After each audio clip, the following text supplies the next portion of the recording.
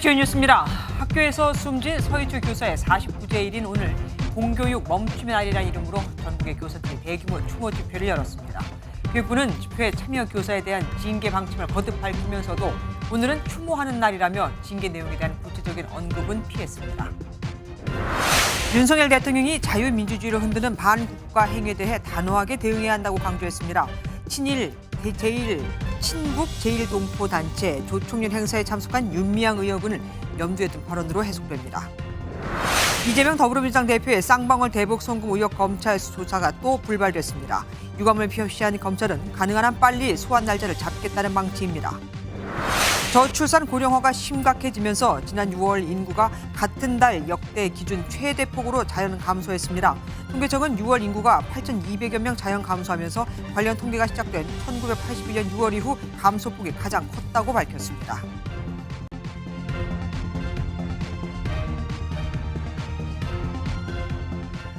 서희초 교사가 사망한 지 49일째 되는 오늘 안타깝게도 또 한 명의 교사 사망 소식이 전해졌습니다.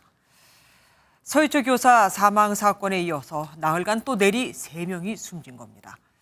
징계나 고발보다 변하지 않을 교실이 더 무섭습니다. 동료 교사의 죽음이 벌보다 더 두렵습니다. 교사들이 예고대로 서희초 교사 49제를 맞아 학교에 연가나 병가 등을 내는 방식으로 수업을 하지 않고 고인을 추모했습니다. 일부 교사들은 얼마나 더 죽어야 하는가, 그래도 변한 게 없다며 분노를 표하기도 했습니다. 먼저 최희지 기자가 보도합니다. 공교육 멈춤의 날을 맞아 임시 휴업을 결정한 서희초등학교입니다. 평소 같으면 아이들로 북적였을 학교에 아침부터 헌화가 놓여져 있고 운동장에는 추모 공간이 마련됐습니다. 자발적으로 병가와 연가를 내는 등 추모의 발길은 계속됐습니다.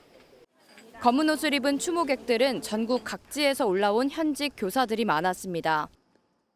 관리자분들은 또 관리자 나름대로의 고충도 있으실 것 같아서 따로 말씀 안 드리고 병가 쓰고 개인적으로 올라. 일부 교사는 교육 현장에 변한 건 없다고 분노를 내비치기도 했습니다. 49일 지났는데 전혀 그걸 받아들이려는 생각이 없고 계속 학생회권 응원하면서 병가나 연가가 거부된 한 교사는 출근 전 시간을 내서 추모의 마음을 전했습니다. 학교는 그러면 쉬시는 거예요? 하고 가야죠. 병가나 연차는 올려놓은 승인이 안 나네요. 그럼 무단 지각이 되겠죠. 자발적으로 학교에 현장 체험 학습을 신청하고 아이들과 함께 추모의 공간을 찾은 학부모도 있었습니다. 오늘 가져왔어요. 저 체험 학습 쓰고 왔어요. 그냥 마음이 아프고 선생님들 응원하고 싶어서 물어봤더니 가겠다고. 지난달 31일 숨진 교사가 재직 중이던 양천구 초등학교에도 부모의 손을 잡은 학생부터 동료 교사들까지 추모 행렬이 이어졌습니다. 윤석열 대통령은 교육 현장 정상화를 주문했습니다. 지난 주말 현장 교사들이 외친 목소리를 깊이 새겨서 교권 확립과 교육 현장 정상화에 만전을 기해달라고 지시했습니다. 서희초 교사 사망 이후에도 최근 3명의 교사가 더 숨지면서 파장은 이어질 전망입니다. MBN 뉴스 최희지입니다. 교육부는 연가나 병가를 내고 학교에 나오지 않는 교사를 확인하겠다며 강경 대응 방침을 밝혔습니다. 하지만 조금 전에 들으셨듯 대통령은 교사들의 목소리를 깊이 새기라고 했죠. 그래서인지 실제 교사 징계 문제와 관련해서는 전반적으로 말을 아끼는 분위기입니다. 백길종 기자가 취재했습니다. 검은 옷을 입은 교사들이 국회의사당 앞을 가득 메웠습니다. 지난 7월 세상을 뜬 서희초 선생님의 49제 날을 맞아 이틀 만에 다시 모인 겁니다. 서희초로 진상규명 촉구한다! 평일임에도 국회의사당 앞을 가득 메운 교사들은 진상규명과 교권 보호를 위한 관련 법안 처리를 촉구했습니다. 공교육 멈춤의 날을 맞아 추모 집회는 국회뿐 아니라 전국 곳곳에서 동시다발적으로 진행됐습니다. 교사들은 재량 휴업일을 지정한 학교나 휴가를 쓴 교사를 징계한다는 방침을 밝힌 교육부 비판에 목소리를 높였습니다. 공교육 멈춤의 날에 참여하면 징계, 해임, 파면한다며 법적 근거도 없이 교사들을 협박했다. 징계, 파면, 해임, 협박. 교육부는 각성하라. 재량 휴업을 결정한 한 교장 선생님도 수업 일수를 줄이는 게 아니라며 징계 압박이 부당하다고 지적했습니다. 앞으로 어떤 일이 벌어질지 모르겠어요. 교육부에서 어떻게 할지 모르겠는데 저희는 아이들을 보호하고 선생님들도 보호하는 거죠. 어떻게 보면 교사들도 징계하겠다고 했습니다. 애당초 연가나 병가를 낸 교사 수를 확인하겠다며 엄정 대응을 예고한 교육부도 수위 조절에 나선 모양새입니다. 징계 방침과 관련해 기존 원칙이 바뀐 것은 아니라면서도 수업 정상화에 집중하려 한다고 밝힌 겁니다. 하지만 연가나 병가를 낸 교사 수를 확인하지 않는다는 건 아니라고도 밝혀 추후 추모 집회에 나선 일선 교사들과의 마찰은 불가피할 전망입니다. MBN 뉴스 백길종입니다. 하루 공교육이 멈춘 학교에서는 대혼란이 빚어졌습니다. 서울시 교육청의 경우 장학사 등 900여 명을 일선 학교에 급파했고 교사 30명 중 26명이 병가를 내면서 교장과 교감, 행정직원 등이 전고생을 담당. 어쩔 수 없이 아이들에게 교실에 앉아 하루 종일 동영상을 시청하게 한 학교도 있었습니다. 김민수 기자가 취재했습니다. 금요일인 지난 1일 학생들을 정문에서 바로 하교시킬 수도 있다고 안내한 학교입니다. 학부모들은 아이들이 교내로 들어가는 모습을 끝까지 지켜보고 나서야 발걸음을 돌립니다. 저희가 맡길 만한 곳이 없었어요. 친정도 멀고 시댁도 멀고 이러다 보니까 저희 어쩔 수 없이 그냥 등교하고 보내게 됐습니다. 학교 측은 교사들의 추모제와 집회 참여를 지지한다고 밝히면서도 사전에 결혼을 파악하지 못해 수업은 파행을 겪었습니다. 한 학년에 한 반씩 모아가지고 그렇게 한다고 얘기 들었어요. 서울 강남의 한 초등학교는 재량 휴업을 하는 대신 긴급 돌봄 신청을 받고 운영했습니다. 교육부 방침을 이유로 재량 휴업을 하지 않겠다고 안내했다가 학생들의 안전과 학습권을 보호하겠다며 이틀 만에 말을 바꿨습니다. 학부모들은 주말인 토요일에 긴급 돌봄 서비스를 신청해야 했습니다. 일단 수요 조사를 먼저 한다고 했던 것 같고요. 그 다음에는 그냥 긴급하게 재량 휴업을 결정했다고. 경기도의 한 초등학교는 담임 교사들이 자리를 비운 교실의 아이들을 상대로 시청각 교육으로 수업을 대체하기도 했습니다. 교육부에서도 이걸 미리 알았으면 사실은 재량 휴업을 하는 게 더 맞지 않았나. 교육부와 교육청은 학생들의 하교가 모두 이뤄진 뒤에 오늘 하루 재량 휴업한 학교가 37개교라고 밝혔지만 연가나 병가를 쓴 교사의 규모는 추정치조차 내놓지 못했습니다. MBN 뉴스 김민수입니다. 그럼 서울 서희초 모습은 어땠을까요? 서희초는 오늘 수업을 하지 않고 숨진 교사를 기렸습니다. 오후엔 유족과 동료 교사들이 참석한 가운데 추모제도 열렸죠. 현장 분위기 어떤지 알아보도록 하겠습니다. 한범수 기자, 추모객들이 아직도 좀 있나 봅니다. 네, 날이 저문 지금 추모객들의 막바지 발걸음이 이어지고 있습니다. 오늘 휴교를 하지 않거나 연차를 쓸 수 없는 학교도 있었죠. 그곳에 근무하는 교사들이 업무를 모두 마치고 이제야 분향소를 찾고 있습니다. 오늘 오후 3시 학교 강당에선 서울시 교육청 주관으로 49제 추모제가 열렸습니다. 또 숨진 교사가 마지막까지 근무했던 교실에서도 고인의 넋을 기리는 의식이 이어졌습니다. 교육부가 교사들을 징계하기로 하면서 갈등이 빚어졌는데 오늘 추모제에 교육부 인사가 찾아왔다고요? 네, 이주호 교육부총리가 추모제의 모습을 드러냈습니다. 직접 추모사를 발표하며 교사들을 위로했는데 도중에 울컥하는 모습을 보였습니다. 이 부총리는 그간 교사들의 집단 행동에 호의적이지 않았지만 교직사회 여론을 고려해 참석하기로 마음을 바꾼 것으로 보입니다. 교육계가 이번에 좀 고인의 그런 안타까운 그런 일을 잘 해서 교권을 회복하고 또 한마음 한뜻으로. 일부 교사들은 교육부의 교사 징계 방침에 반발해 피켓 시위를 벌였고 이 부총리와 조희연 서울시 교육감 차량을 막아서기도 했습니다. 한편 조금 전인 오후 7시부터는 전국 각지에 있는 교대 캠퍼스에서 교사들의 근무 환경과 교권을 보장해달라는 예비 교사들의 집회가 시작됐습니다. 지금까지 서울 서희초에서 MBN 뉴스 한범수입니다. 어제 극단적인 선택을 한 경기도 용인시 교사는 고등학교 선생님이었습니다. 그것도 정년이 1년밖에 남지 않은 상태였죠. 유가족들은 숨진 교사가 학부모 고소로 많이 힘들어했다고 주장했습니다. 윤기란 기자가 보도합니다. 수도권의 한 등산로 입구입니다. 어제 오전 10시 반쯤 이곳에서 용인의 한 고등학교 교사인 60대 김모 씨의 시신이 발견됐습니다. 30년 넘게 교직 생활을 한 김 씨는 정년을 1년 앞두고 있던 것으로 알려졌습니다. 그제 집을 나서고선 돌아오지 않는다는 가족의 신고로 수색에 나선 경찰과 소방당국은 휴대전화를 위치 추적해 김 씨를 찾았지만 이미 숨을 거둔 상태였습니다. 현장에선 가족에게 미안하다는 내용의 유서가 발견됐습니다. 유족들은 체육 교사인 김 씨가 최근 학교 일로 많이 힘들어했다고 주장했습니다. 해당 학교에선 2달 전 수업 중 공에 맞아 크게 다친 학생의 부모가 김 씨에게 책임이 있다며 경찰에 고소하는 일이 있었습니다. 학부모가 교육청에도 김 씨에 대한 징계를 요청하면서 교육청에선 감사 절차가 진행되고 있었던 것으로 확인됐습니다. 얼마나 힘드셨을까 그 마음을 감히 헤아릴 수 없을 정도 애통하고 또 한 번 동료 교사를 잃었다는 거에서 너무 애통하고 참담해요.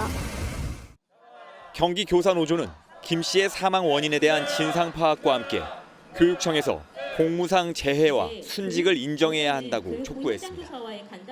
용인에서 한 분이 돌아가셨습니다. 교육부는 그 시간 동안 무엇을 했습니까? 경기도 교육청은 그 시간 동안 무엇을 했습니까? 경찰은 숨진 김 씨의 휴대전화를 포렌식하고 소속 학교 관계자 등을 조사해 김 씨가 극단적인 선택에 이르게 된 경위를 밝힐 방침입니다. MBN 뉴스 윤기란입니다.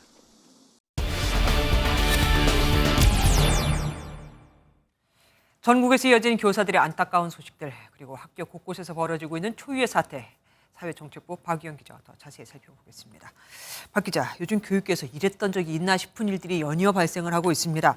나흘 전 세상을 등진 양천구 교사도 경무에 시달렸다고요? 네, 우선 서희초의 경우 이 초임 교사였죠. 경력이 2년 차 정도 된 초임 교사였는데 이분은 14년 차였고 또 사흘 전에 전북 군산에서 숨진 분도 10년 차 경력 교사입니다. 네. 이런 베테랑들도 버티기 어려워서 모든 걸 놔버리는 게 학교 현실이다. 이게 교원들의 목소리인데요. 네. 교원단체가 학부모 제보라며 전한 내용에 따르면 고인이 담임을 맡은 학급에 문제행동을 하는 아이들이 여러 명 있었던 걸로 보입니다. 네. 의자를 집어던지려는 등 위험한 행동을 할 때마다 이 교사가 학생들을 따로 불러 어르고 달래는 날이 반복되고 또 어느 날은 반 아이들끼리 싸운 뒤에 수업 중에 우르르 교실 밖으로 나가는 일도 있었다고 합니다. 선생님을 대놓고 무시한 겁니다. 그렇게 느낄 수 있겠죠. 오늘 고인을 추모하러 온 한 교사는 자신의 처지도 다르지 않다고 털어놨는데 들어보겠습니다.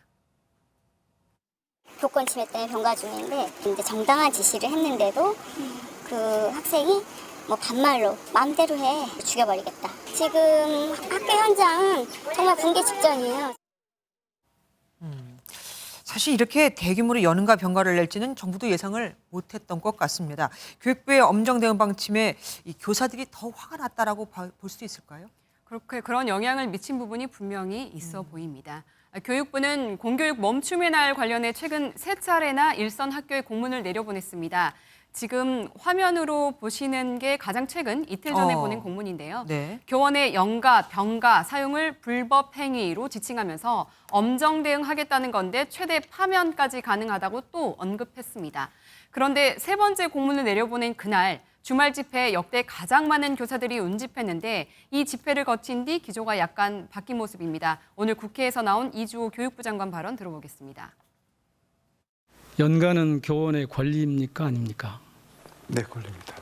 임시협에 대해서는 뭐 처벌하겠다 이런 거는 그렇게 결정돼 있는 건 아니네요. 종합적으로 저희들이 판단하겠습니다. 예. 이후 대통령실 핵심 관계자가 교육부가 법 적용을 할 때 유연성을 발휘할 수 있다고 본다고 강조한 것도 좀 교사 달래기에 나선 거란 해석이 나옵니다. 교사들이 이렇게 일관되게 외치는 게 법을 통과시켜달라 이거 아니겠습니까? 이건 어떻게 전망을 하십니까? 현재 국회에 이른바 아동학대 면책법으로 불리는 교원지휘법 등 4개 법 개정을 논의 중이죠. 교사들은 실질적인 보호망은 결국 강제성이 있는 법이다. 그걸 마련해달라는 건데 이달 안에 최종 통과시키자는 데 여야가 공감대를 이룬 상태입니다. 일련의 과정을 거치면서 현재 교육계의 상처와 반목, 갈등이 커진 상황인데 입법을 기점으로 회복에 들어설 수 있을지 지켜볼 부분입니다. 이렇게까지 해야 입법이 되는 건지 참 슬프기도 합니다. 지금까지 사회정책부 박유영 기자와 함께했습니다.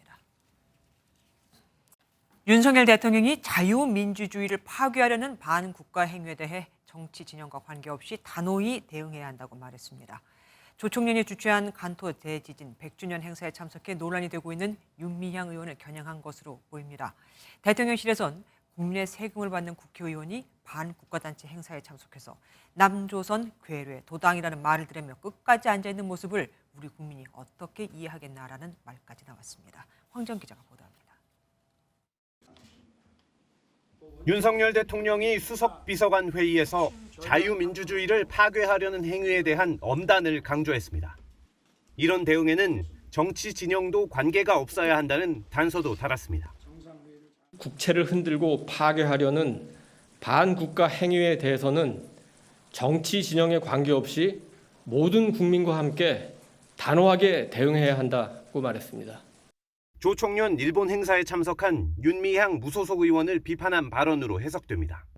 대통령실 핵심 관계자는 묻지 않아도 그 메시지가 왜 나왔는지 잘 알 것이라면서 조총련은 대법원이 국가보안법상 반국가단체라고 확정 판결한 곳이라고 강조했습니다. 그러면서 세금 받는 국회의원이 남조선 괴뢰 도당이라는 말을 들으면서 끝까지 앉아있는 행태를 국민이 어떻게 이해해야 하나라고 날을 세웠습니다. 광복절 경축사에서도 사회를 교란하는 반국가 세력이 활개치고 있다고 말한 윤 대통령은 최근 종북 세력을 자주 언급하고 이에 대한 비판 수위도 높이고 있습니다. 대통령실부터 이념적으로 확실한 정치를 하면서 보수 진영을 다잡아야 한다는 판단이 작용한 것으로 해석됩니다. MBN 뉴스 황지연입니다. 윤미향 의원은 친북단체인 조총련 주최 행사에 참여하며 차량은 물론 주일 한국대사관 의전까지 받았다고 하죠. 윤 의원이 지원을 요청하며 국회 사무처에 보낸 출장 서류를 보면 조총련이라는 단어가 아예 언급되지 않은 것으로 확인이 됐습니다. 이호정 기자가 보도합니다.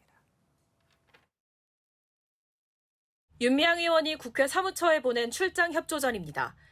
간토학살 100주기 추도사업 추진위가 주최하는 추모 행사에 참석한다며 출장 환송 및 차량 지원을 요청하는 내용입니다. 조선신보는 총련 주최 행사라며 윤 의원이 참석한 사진까지 보도했지만 윤 의원이 보낸 협조전엔 총련 관련 내용은 빠졌습니다.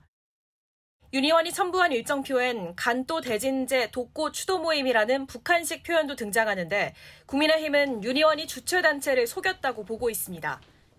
그러면서 국회 윤리특위에 윤 의원 징계안을 제출했습니다. 조총련은 반복 단체일 뿐만 아니라 그날 행사에서도 도쿄 그 총위원장은 우리나라를 향해서 남조선 괴뢰 정당이라는 이러한 막말을 서슴지 않았습니다. 김영호 통일부 장관도 사전 신고 없는 총련 행사 참석은 현행법 위반이라고 밝혔습니다. 윤미향 의원께서 색깔론이다 이런 주장을 펴고 계십니다만은 법에는 색깔이 없다라고 하는 점을 분명히 말씀을 드리고 더불어민주당은 특별한 입장을 밝히지 않은 가운데 국민의힘은 민주당을 향해 윤 의원 제명에 협조할 것을 촉구했습니다. MBN 뉴스 유호정입니다. 법무부가 고위 간부 검찰 인사를 발표했는데 공교롭게도 서울중앙지검장은 유임되고 수원지검장과 대검 반부패부장에는 윤석열 라인의 복심 3인방이 다 기용됐습니다.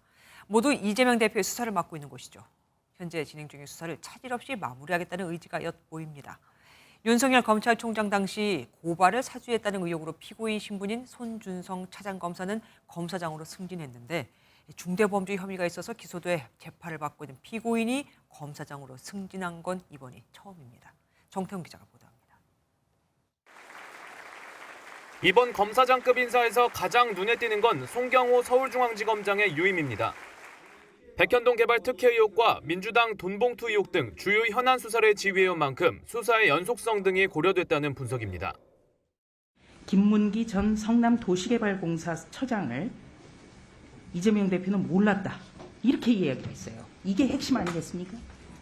공소 유지를 할 만큼 혐의가 충분히 입증되었다고 판단하고 기소한 것이고 1년 가까이 공석이었던 검찰 2인자인 대검 차장검사에는 이원석 검찰총장보다 한 기수 위인 심우정 인천지검장이 임명됐습니다. 전국검찰청의 특별수사를 지휘하는 대검 반부패부장은 양석조 남부지검장이 맡고 신봉수 현 반부패부장은 쌍방울 대북송금 의혹을 수사 중인 수원지검장으로 이동합니다. 검찰 빅2 중 하나로 불리는 법무부 검찰국장과 법무부 기조실장은 그대로 유임됐습니다. 고발사주 의혹으로 1심 재판이 진행 중인 손준성 서울고검 송무부장은 검사장으로 승진했습니다. 검사장 승진 전망도 나오는데 한 말씀 좀 해주시죠. 검찰 안팎에서는 이번 인사가 진행 중인 주요 권력형 수사를 차질 없이 마무리 짓겠다는 의지를 담은 인사라는 분석이 나옵니다. MBN 뉴스 정태웅입니다. 쌍방울 대북송금 의혹을 수사 중인 검찰이 이재명 더불어민주당 대표의 2차례 소환 불응에 유감을 나타내며 재차 출석하라고 밝혔습니다. 이 대표가 단식으로 조사를 지연시켰다는 입장을 내놓은 건데 민주당은 단식과는 전혀 상관이 없다. 검찰 측에서 조사를 거부한 거라고 반박했습니다. 이상혁 기자가 보도합니다. 수원지방검찰청은 지난주 이재명 더불어민주당 대표에게 오늘 오전 출석하라고 통보했습니다. 하지만 이 대표가 당 일정으로 오전 2시간만 조사를 받겠다는 입장을 내놓자 검찰은 이 제안을 거절했습니다. 앞서 지난달 23일에도 검찰은 이 대표에게 8월 30일 출석하라고 요구했지만 이 대표가 바로 다음 날인 24일에 출석하겠다는 입장을 밝히면서 조사가 무산됐습니다. 검찰은 국회 일정이 없는 날짜를 택해 출석을 요청했지만 이 대표가 2차례나 연속으로 불출석했다며 유감을 표시했습니다. 또 이 대표 단식으로 조사에 지장이 되고 있다면서 일반적인 피의자 출석 조사 절차에 응해달라고 촉구했습니다. 이 대표는 지난달 31일부터 닷새째 단식 투쟁을 하고 있고 사, 즉 생의 각오로 민주주의 파괴를 막아내겠습니다. 마지막 수단으로 오늘부터 무기한 단식을 시작합니다. 이 대표 측은 출석 거부는 단식과 무관하다는 입장을 거듭 밝혔습니다. 오늘 오전에 소환 요청이 있으면 가겠다고 밝혔는데 검찰에서 거부하는 바람에 오늘 조사는 무산됐습니다.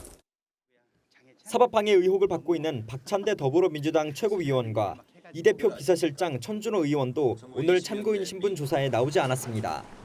MBN 뉴스 이상엽입니다. 지난주 신학림 전 언론노조 위원장이 김만배 씨와 허위 인터뷰를 해준 대가로 2억 원에 가까운 돈을 받았다는 정황 보도해드렸죠. 검찰이 대선 당시 윤석열 후보에게 일부러 불리한 인터뷰를 한 건지 수사에 나서면서 김만배 씨의 구속을 연장해야 한다는 의견서를 법원에 냈습니다. 여권도 또 가짜뉴스 공작이 드러났다며 이재명 대표가 직접 입장을 밝혀야 한다고 맹공에 나섰습니다. 길기범 기자입니다. 지난 대선을 앞두고 화천대유 대주주 김만배 씨와 허위 인터뷰를 한 혐의로 최근 압수수색을 당한 신학림 전 언론노조 위원장. 검찰은 인터뷰 대가로 억대의 금품을 받았다고 보고 있지만 신 전 위원장은 정당한 돈이라며 부인하고 있습니다.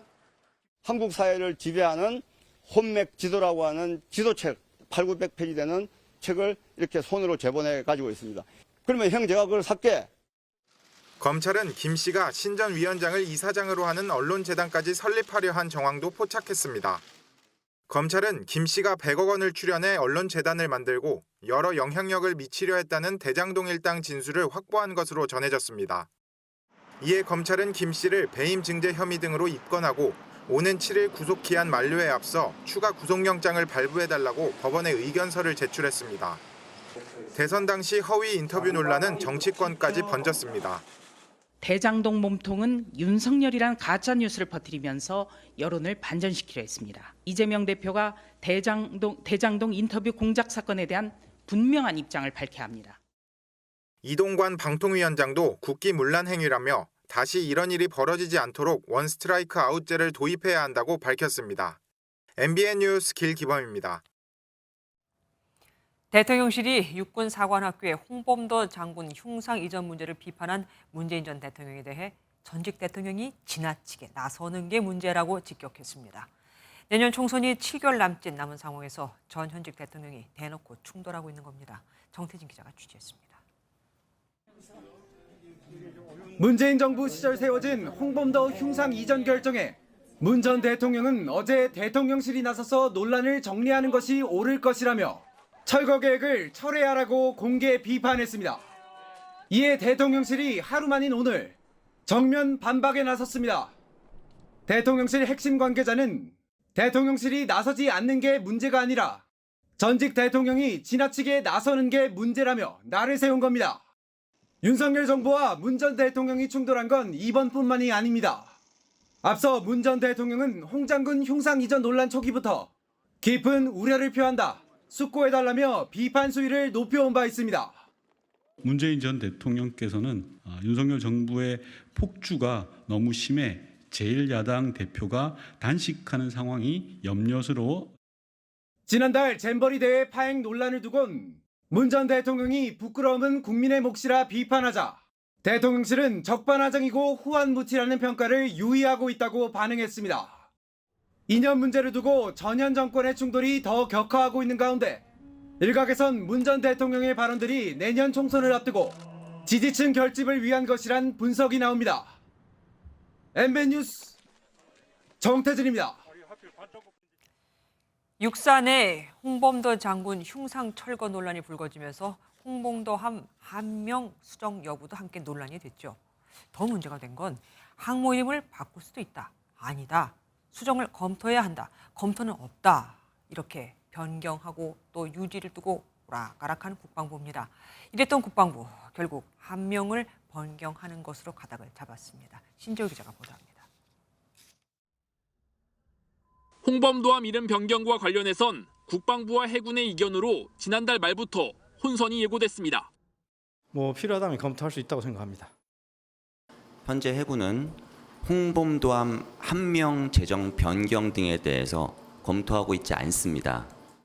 한덕수 총리도 함명 수정에 힘을 실었지만 수정을 검토해야 된다고 생각합니다.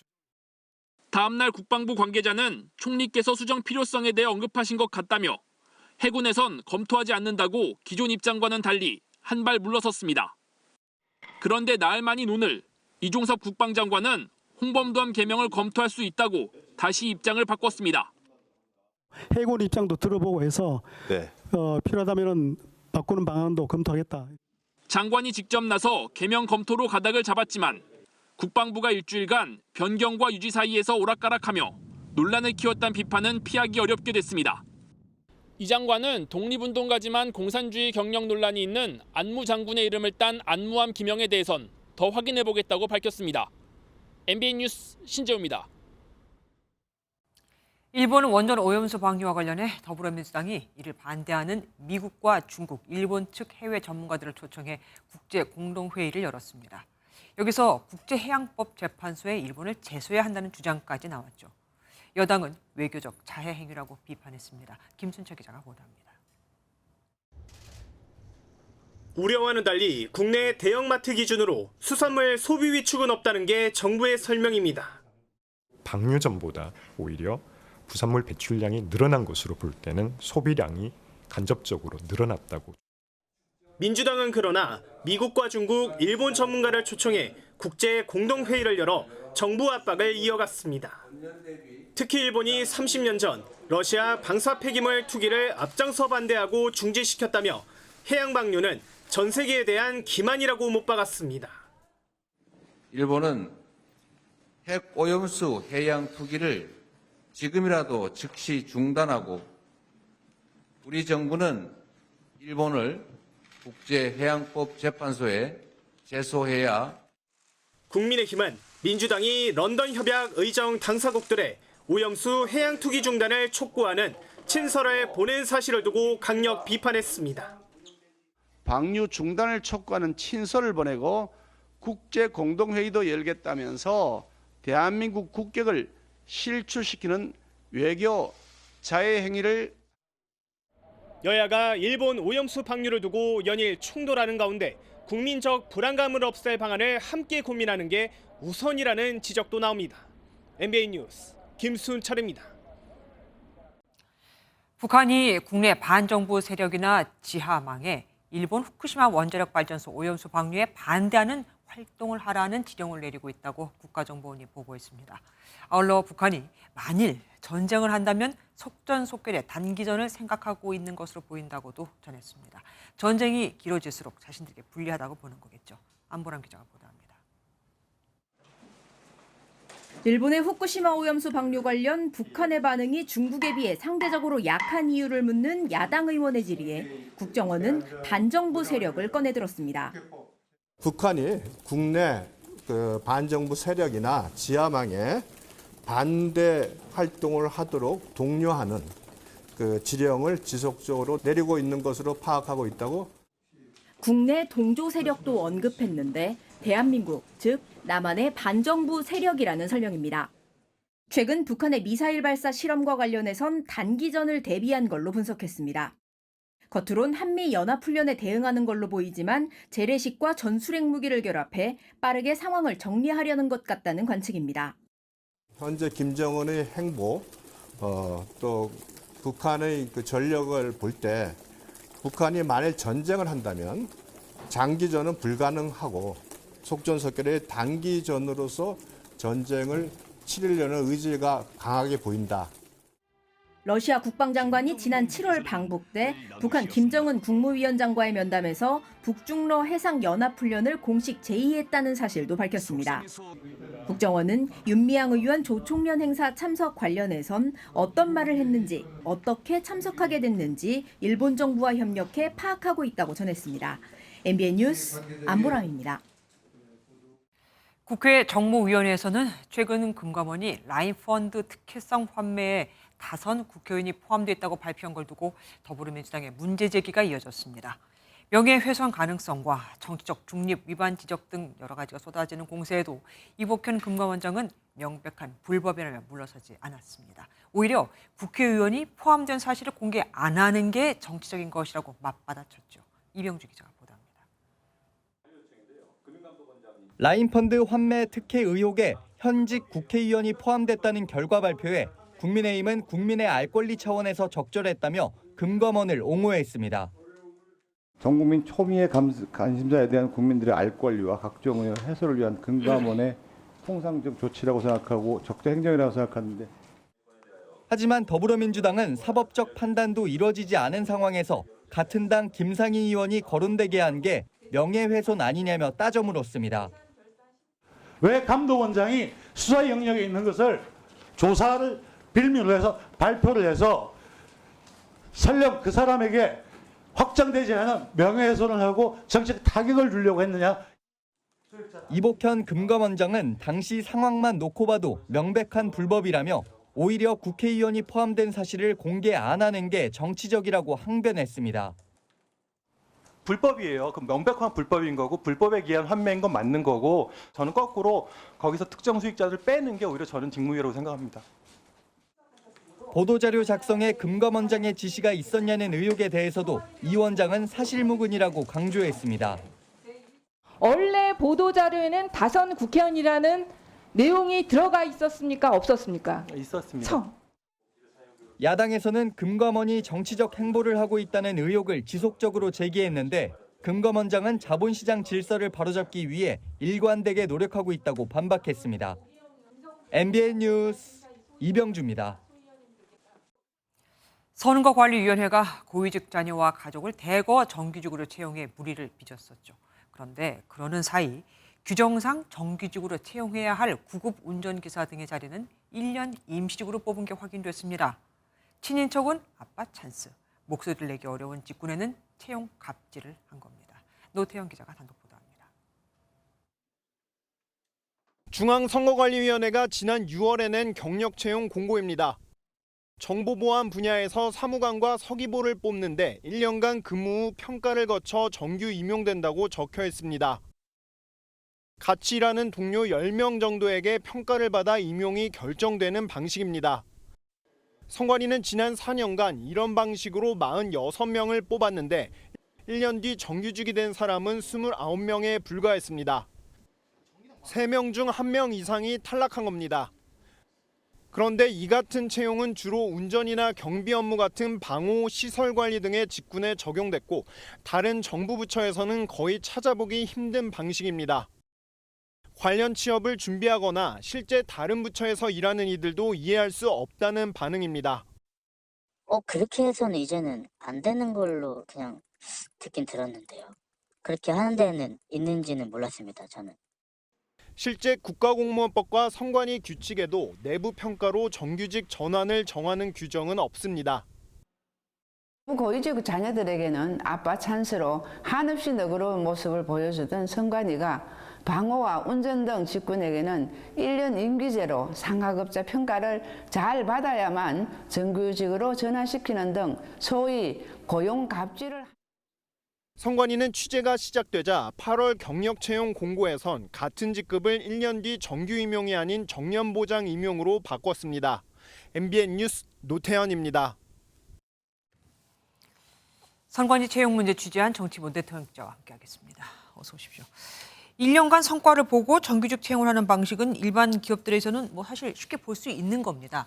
생각보다 사람이 좀 달라 보인다는 경우도 있을 수 있거든요. 그런데 이게 왜 여기서 문제가 되는 겁니까?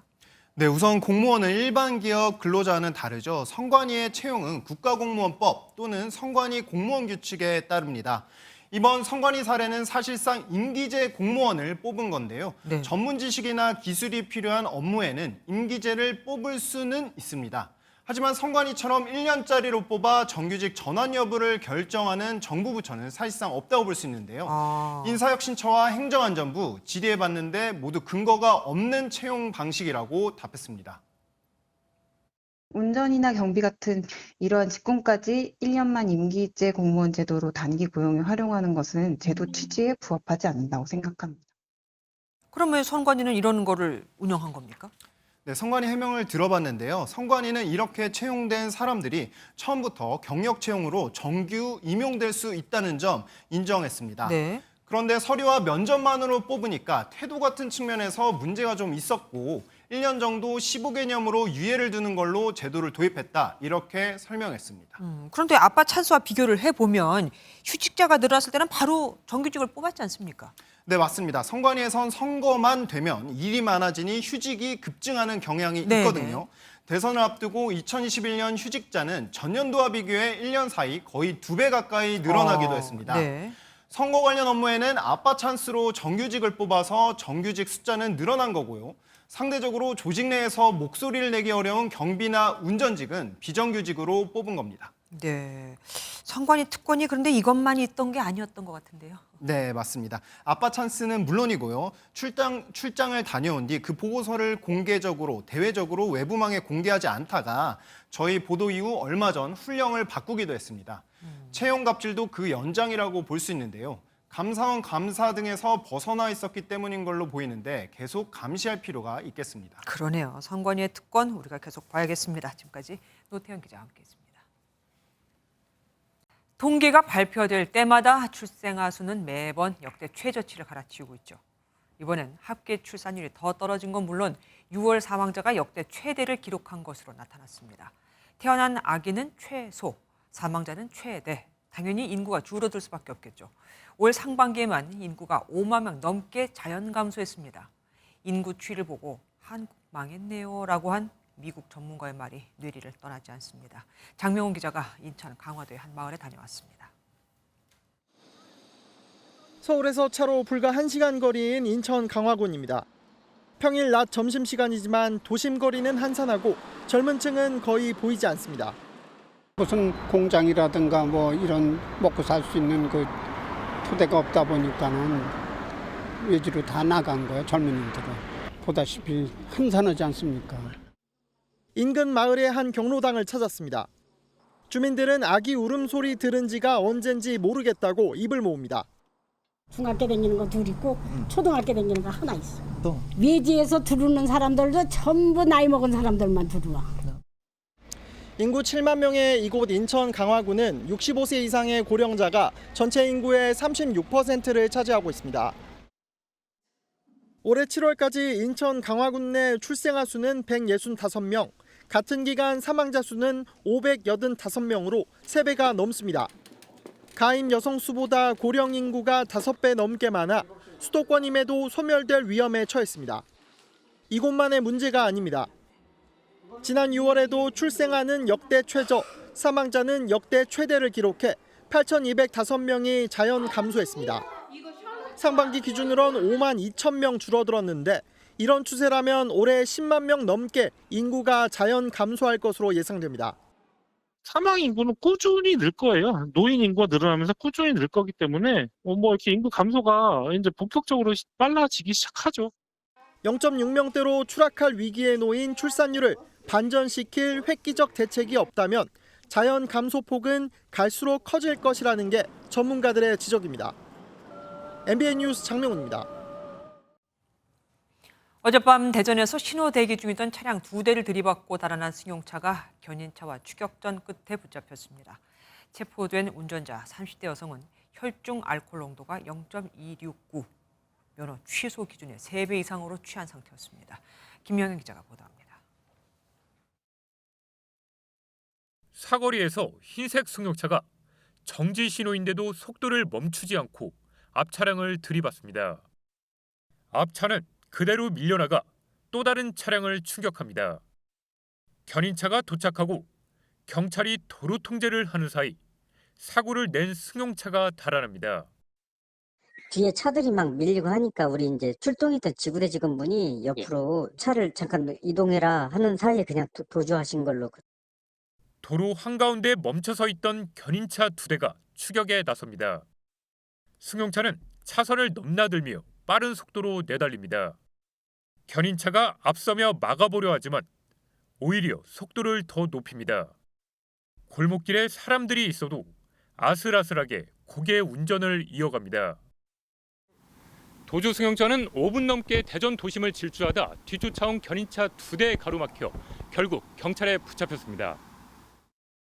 체포된 운전자는 30대 여성인데 혈중 알코올 농도가 0.269%로 면허 취소 기준의 3배가 넘는 만취 상태였습니다. 저희가 가로막기를 한 2, 3회 정도 했었거든요. 네. 그래갖고 결국 앞뒤로 막아서 차량을 정지시킨 후에 경찰은 여성을 음주운전과 특정 범죄 가중처벌법 위반 등의 혐의로 입건했습니다. MBN 뉴스 김영현입니다. 경북 칠곡에 있는 종합병원에서 입원 중인 환자가 흉기를 휘둘러 50대 남성 환자가 숨졌습니다. 정신병동에 입원해 있던 환자들끼리 다툼이 벌어져 흉기 난동으로 이어진 것으로 보입니다. 심우영 기자가 보도합니다. 오늘 오후 3시 41분쯤 경북 칠곡군 외관읍의 한 종합병원에서 50대 남성이 흉기를 휘둘러 다른 50대 남성 환자 한 명이 숨졌습니다. 이 남성은 병원 6층에 있는 정신병원에 입원 중인 환자로 알려졌습니다. 경찰은 병실에 있던 환자들 간 다툼이 나면서 이 남성이 갑자기 흉기를 휘두른 것으로 보고 있습니다. 가해 남성은 알코올 중독으로 스스로 병원에 입원한 것으로 확인됐습니다. 남성은 범행 후 출동한 경찰에 붙잡혔습니다.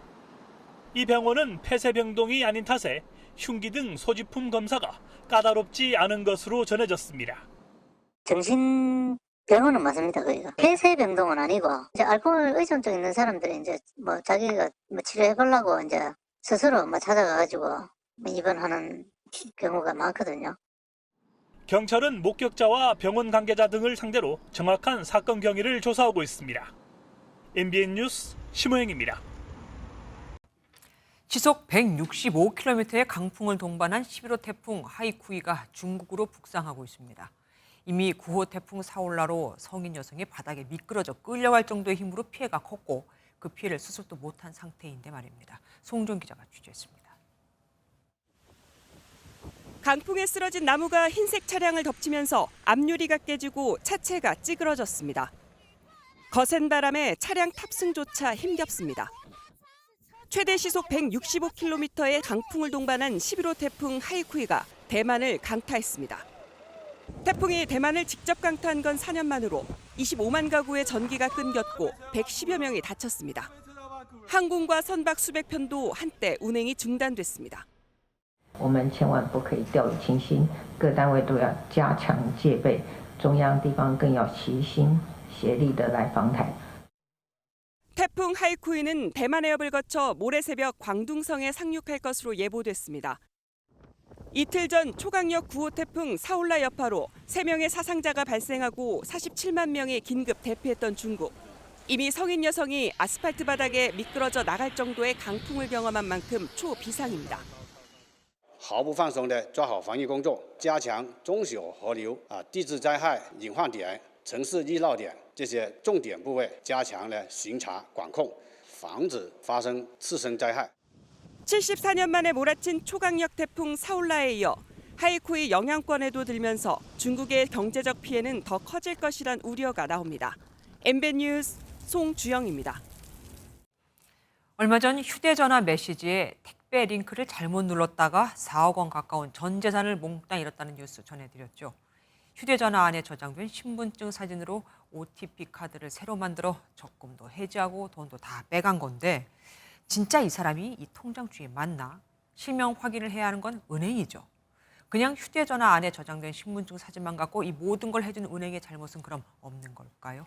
이혁재 기자의 보도를 먼저 보시고 문제점 뉴스 추적에서 짚어드리겠습니다. 2년 전 자녀를 사칭한 피싱 사기꾼에 속아 전 재산을 잃은 가족을 본 박정경 씨는 아직도 믿기지가 않습니다.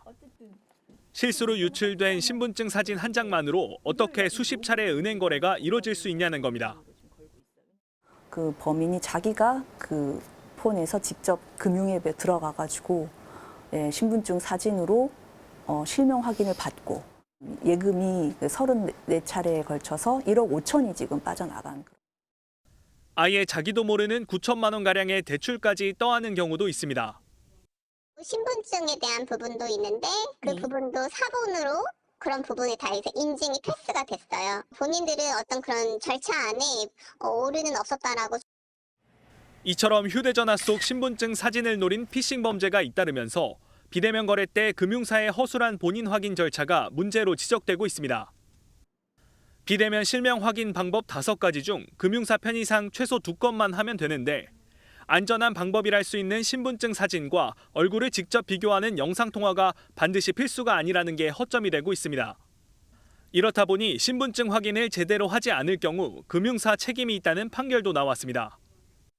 영상통화를 할 때 이제 실시간으로 내가 신분증을 들고 내 얼굴이 같이 있다라고 인건비 문제가 있어서 결국은 요즘 이제 순수 비대면으로 또 하려는 경우가 많습니다. 문제는 영상통화를 위한 시스템 설치 기간이나 비용이 많이 들고 영업 편의를 위해 실명 확인이 간소화되고 있는 추세 역시 역설적으로 범죄 피해를 확산하는 원인이 되고 있습니다. 실제 스미싱 피해는 2018년 2억 원대에서 2021년 약 50억 원으로 20배 이상 늘었습니다. 은행들도 신분증 확인 절차의 허점을 알고 있지만 강화된 보안 절차 도입은 시간이 걸릴 전망입니다. MBN 뉴스 이혁재입니다. 이 문제 취재한 사회부 표선우 기자와 더 자세히 얘기 나눠보겠습니다. 표 기자, 보통 이런 피싱을 당하면 피싱범들, 그러니까 범인들한테 초점이 맞춰지기는 합니다. 그런데 사실 이게 가능한 걸 알면서도 그냥 놔두는 은행도 잘못이라 이거죠. 네, 금융실명법 3조를 일단 함께 보시면요. 금융회사는 고객의 명의로, 그러니까 실명으로 금융 거래를 해야 된다는 표현이 있습니다. 네. 그런데 피싱은 내 명의로 타인이 거래를 하는 거잖아요. 네. 고객의 돈을 관리하는 금융사가 피싱범의 허술한 인증에 속아서 제대로 확인을 안 하고 고객 돈을 피싱범한테 넘겨줬다는 게 문제인 겁니다. 네. 영상 함께 보시면요. 갤러리에 있는 사진을 찍었는데 지금 본인 인증이 통과가 됐죠. 실제로 선고문 함께 보시면 재판부도 이런 금융사의 본인 인증 의무 위반을 지적한 바 있습니다. 앞서 잠깐 봤습니다만 예금뿐만 아니라 대출을 받아서 내가 그러니까 빚을 떠안게 되는 경우도 있지 않습니까? 그런데 이럴 때 은행 말만 덜컥 믿으면 안 된다고 하더라고요. 왜 그렇습니까? 네, 나도 모르게 대출 빚이 생겼는데 이제 몇몇 금융사에서는 피해 구제를 받으려면 원금의 조금이라도 갚아라라고 하는 경우가 있습니다. 네네.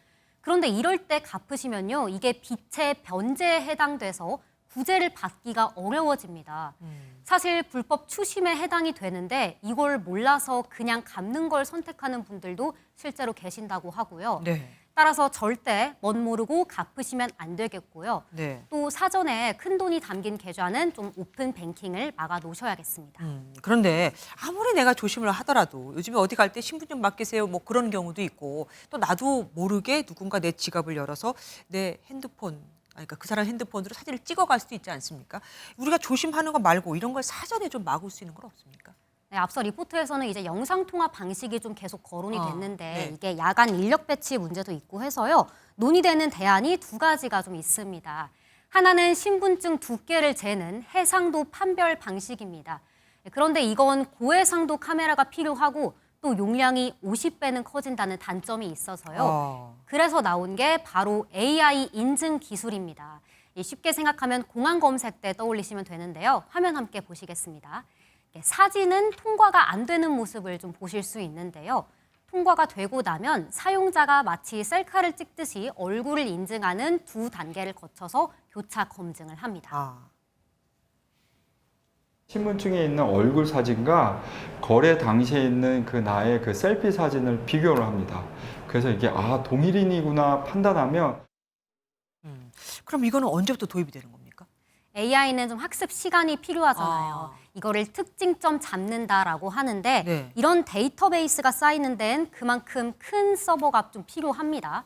금융당국은 올해 하반기까지 이런 기술을 도입하겠다고 했지만 이미 2020년부터 올해 5월까지 집계된 피해만 300건이 넘고 지금 이 순간에도 피해자가 양산된다는 게 문제인 것 같습니다.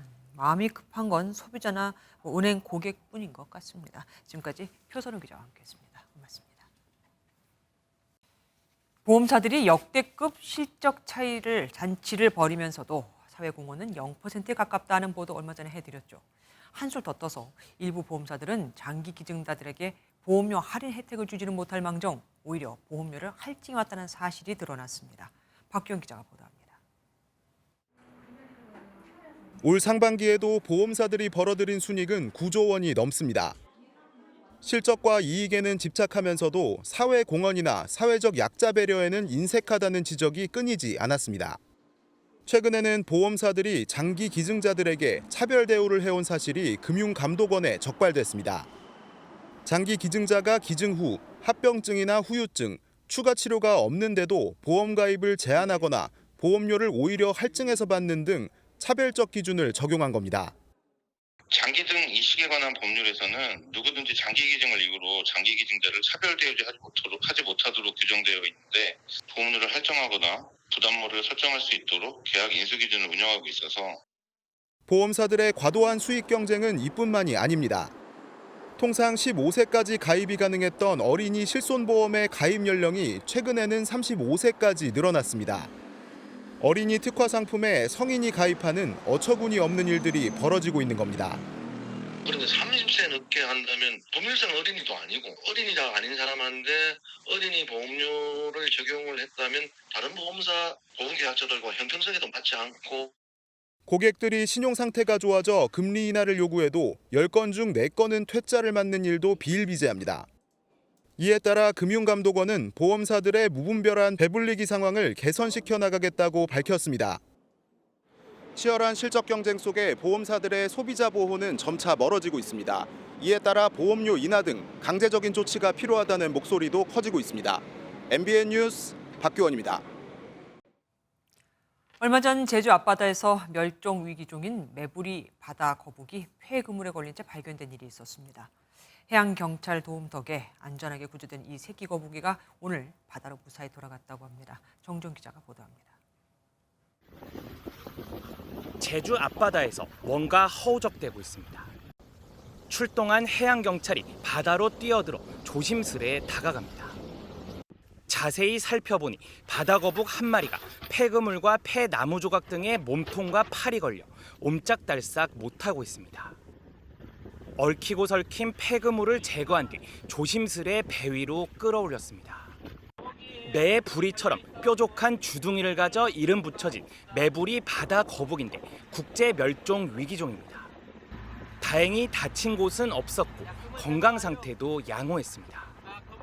메부리 바다 거북은 다 크면 길이 1m에 무게는 85kg까지 나가지만 구조된 거북이는 길이 30cm에 무게 5kg짜리 새끼입니다. 해경은 장그물까지 모두 제거한 뒤 안전한 해역으로 이동해 바다로 돌려보냈습니다. 제주 앞바다에서 거북이 사체는 종종 발견되지만 살아있는 거북이가 구조된 건 흔치 않은 일입니다. 해양 보호종인 메부리 바다 거북을 원래 살던 바다로 돌려보내줄 수 있어서 굉장히 뿌듯하게 생각합니다. 인간이 버린 폐그물에 걸려 목숨을 잃을 뻔했던 어린 바다 거북이 인간에게 구조돼 드넓은 바다를 향해 다시 힘찬 유영을 시작했습니다. MBN 뉴스 정주영입니다. 우크라이나가 전쟁 중에 국방부 수장을 경질하는 초강수를 뒀습니다. 대반격이 지지부진한 상황에서 리더십의 변화도 필요하겠지만 부패 스캔들이 이유라고 하네요. 후임자로는 크림반도의 소수민족 출신인 젊은 정치인이 지명됐습니다. 장동건 기자입니다. 러시아에 대한 대반격을 공언했던 젤렌스키 대통령이 국방장관을 교체했습니다. 550일 넘게 계속되는 전쟁에 새로운 리더십이 필요하다는 설명입니다. Я вважаю, що міністерство потребує нових підходів та інших форматів взаємодії як з військовими, так і з суспільством в цілому. 우크라이나 정부가 서방의 신뢰를 얻고 유럽연합에 가입하기 위해 부패 척결에 나선 것도 교체의 배경으로 꼽힙니다. 올렉시 레즈니코우 국방장관은 러시아의 침공 후 서방국들의 대규모 군사 지원을 확보하는 데 앞장섰습니다. 하지만 전쟁이 길어지며 전시물자 조달이나 징병 등에서 각종 비리 사건이 터졌고 지난 1월부터 국방부 차관과 검찰 부총장 등 부패 혐의를 받는 고위 관리들이 대거 해임됐습니다. 레즈니코우 장관은 비리에 직접 연루되지는 않았지만 책임자로서 사퇴 압박을 받아왔습니다. 신임 국방장관에는 야당 정치인인 루스템 우메로우 국유자산기금 대표가 지명됐습니다. 과거 부패 스캔들에 휘말렸던 국유자산기금을 무난하게 이끌었다는 평가를 받는 우메로우는 크림반도의 소수민족 크림 타타르 출신이기도 합니다.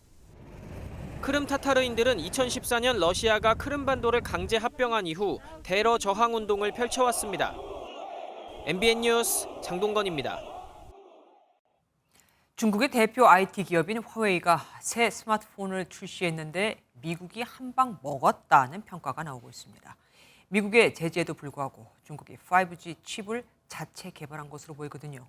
이미 점유율에선 세계 1위를 차지한 중국 제품이 많죠. 우리 기업도 긴장해야 할 것 같습니다. 장가희 기자입니다. 중국 최대 통신 장비 업체 화웨이가 출시한 스마트폰입니다. 화웨이는 몇 세대 이동 통신이 가능한지 핵심 특징을 공개하진 않았지만 미 언론은 애플의 최신 아이폰과 속도가 비슷하다고 평가했습니다. 화웨이가 자체적으로 5G 스마트폰 개발에 성공했다는 뜻입니다. 미국 워싱턴 포스트도 미국의 제재가 중국 핵심 기술 발전을 막는 데 실패했다고 평가했습니다. 독일에서 열리고 있는 가전 박람회에서도 중국의 맹공이 이어졌습니다. 화웨이에서 분사한 안원은 세계에서 가장 얇은 폴더블 폰을 내놓으면서 삼성 폴더블 폰을 저격했습니다. You know, the Samsung just launched the Galaxy J Fold 5. In the J Fold 5, the thickness is 13.4 millimeters, almost 40% thicker than Honor Magic V2. TV 등 생활가전 제조업체인 하이센스도 기조 연설을 맡았습니다. The technology allows the frame to be folded out of 150 inches, can be easily carried through any throw base. 실제 한 조사에서 중국은 전기차 배터리 분야에서 전체 시장의 60%를 차지하고 냉장고와 세탁기도 삼성과 LG를 뛰어넘어 가장 많은 점유율을 보였습니다.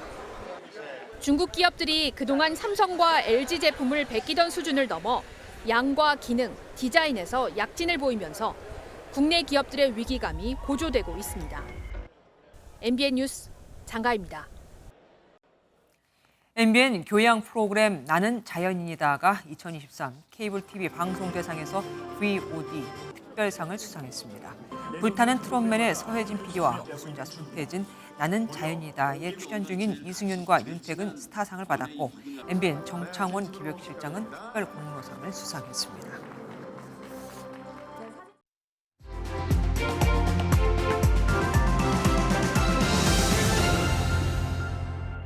물 떨어지듯이 뚝뚝뚝뚝 떨어져서 피를 엄청 흘렸습니다. 나가버렸어요. 다른 방에 또 다른 환자를 수술하기 위해서 동시에 3명이 했거든요. 2016년 수술대에 누워있던 25살 권대희 군은 안면 윤곽 수술을 받다 과다출혈로 숨졌습니다. 유족들은 당시 수술실 CCTV를 통해 집도의가 다른 환자도 동시에 수술하러 가는 공장식 수술 정황을 파악했고 이 사건을 계기로 수술실 CCTV 의무화법이 8년 만인 지난해 국회를 통과해 오는 25일 시행을 앞두고 있습니다. 환자 단체가 CCTV 설치를 요구하는 이유는 의료사고나 범죄가 발생했을 때 소송에서 입증할 책임이 환자에게 있기 때문. 마취대에 누워있는 환자의 당시 상황은 CCTV로 확인할 수밖에 없는데 수술실은 CCTV가 설치되지 않은 곳이 대부분이거든요. 그럼 문제가 생겼을 때 앞으로는 환자 측에 다 수술실 CCTV를 확보할 수 있느냐? 아닙니다. 1. 응급 환자. 2. 생명에 위협이 되거나 신체 기능에 장애를 초래하는 질환이 있는 환자. 3. 전문 진료 질병군에 해당할 경우. 4. 전공의 수련을 현저히 저해할 우려가 있다고 판단하는 경우. 5. 수술 직전 촬영이 기술적으로 어려운 경우. 6. 천재지변 등 불가항력적인 사유가 있을 경우. 병원이 환자의 동영상 촬영 요구를 거부할 수 있거든요. 그런데 규정 자체가 모호하고 예외도 너무 많죠. 귀에 걸면 귀걸이, 코에 걸면 코걸이가 될 수 있는 겁니다. 더욱이 촬영된 동영상을 제공받거나 열람하려면 수술 참여 의료진 등 영상에 등장하는 모든 사람의 동의를 받아야 한다니 이게 쉬울까요? 위험 부담을 안고 수술을 하는 의사를 위축시킬 수 있다는 의료계의 입장도 충분히 이해는 됩니다. 심리적 부담감으로 집중력이 낮아지면 그 피해 역시 환자의 몫이 될 테니까요. 그런데도 법 시행을 20여일 앞둔 지금까지도 CCTV 촬영을 위한 구체적인 지침이 없다니요. 이건 되레 의료계와 환자들 간의 불신을 부채질하는 또 하나의 불씨가 될 수 있습니다.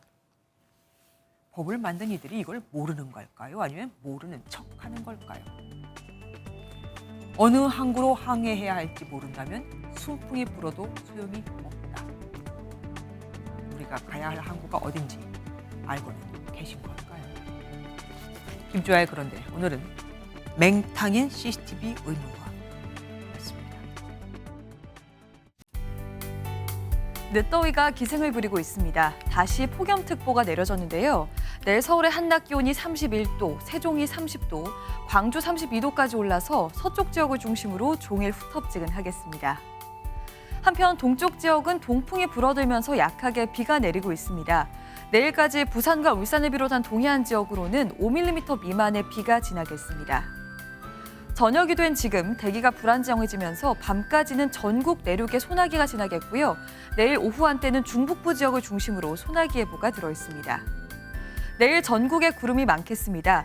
중부지방 낮 기온은 서울이 31도, 대전이 30도, 남부지방은 목포가 29도, 부산 30도 등으로 오늘과 비슷하겠습니다. 동해안 지역은 모레까지 비가 약하게 이어지겠고요. 내륙은 맑은 가운데 예년보다 더운 날이 많겠습니다. 날씨였습니다. 안녕하세요. 김주하입니다. 공정하고 신속한 MBN 뉴스, 유튜브를 통해서도 만나보실 수 있습니다. 특히 더 많은 뉴스와 라이브를 보고 싶으시다면 오른쪽을 눌러서 구독하시면 됩니다. 어렵지 않죠? 빠르고 정확한 뉴스로 계속 찾아뵙겠습니다. MBN 뉴스를 시청해 주신 여러분 고맙습니다.